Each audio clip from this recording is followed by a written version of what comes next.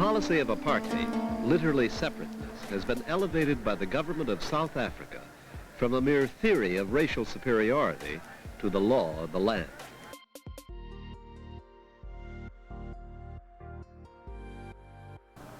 He cannot own property anywhere in South Africa. He is subject to search in his home and in the streets. In order to maintain a huge, cheap labor force, the government has decreed that he may not leave his hometown without permission, and once he has left, he may not return for more than 72 hours without the authorization of a labor official. Often, he cannot live with his own wife and children because they are employed in separate areas. He cannot mix with whites in any social situation. Intermarriage is strictly prohibited. Every aspect of his daily life, from restrooms to the education of his children to the cemetery where he is buried, is strictly segregated by skin color alone.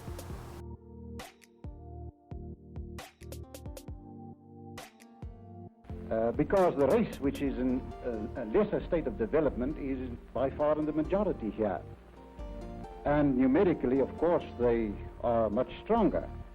And because also I believe that it is according to God's will that the white race, which is in the majority in this country, should be preserved and not be swallowed up by an, I wouldn't say inferior race, because I don't believe it is an inferior race, but a lesser a race which is in a lesser state of development, that's all. As the late Prime Minister, Dr. Hendrik Verwoerd, put it, we want to keep South Africa white.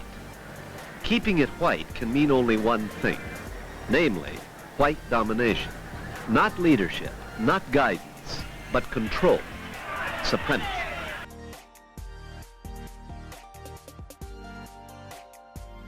White supremacy implies black inferiority. Legislation designed to preserve white supremacy entrenches this notion.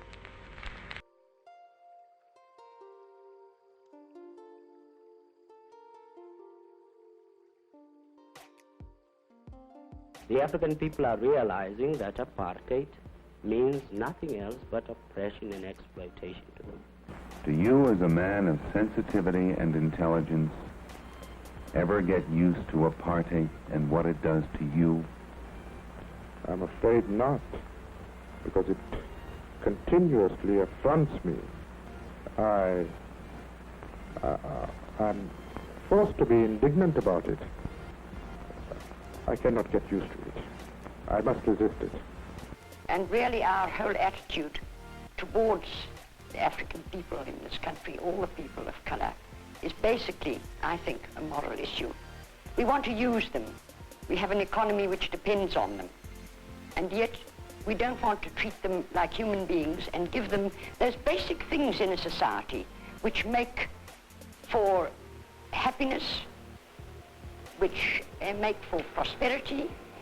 We all know under other circumstances that if people live in slums and people don't have rights, if they don't have a good family life, a closely welded family, all able to live together, that you get crime, you get troubles of all kinds. But somehow in South Africa, we don't seem to realize this.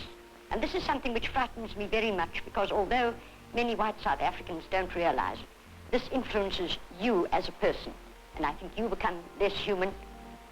You tend to slur over the moral issues and just live your comfortable life, because life is very comfortable in South Africa. White South Africans are unhappy at the apartheid policies which are being practiced in South Africa, and yet they see no real alternative to the practice of apartheid. They have, by and large, been conditioned to accept that if political control slips away from the white man into the hands of the black man in South Africa, then in fact there will be a period of oppression of the white man. And this will lead to both his economic and his political downfall. In other words, Mr. McCutcheon, if you make your own survival your supreme moral value, then you're capable of almost anything, even though you're a nice old man.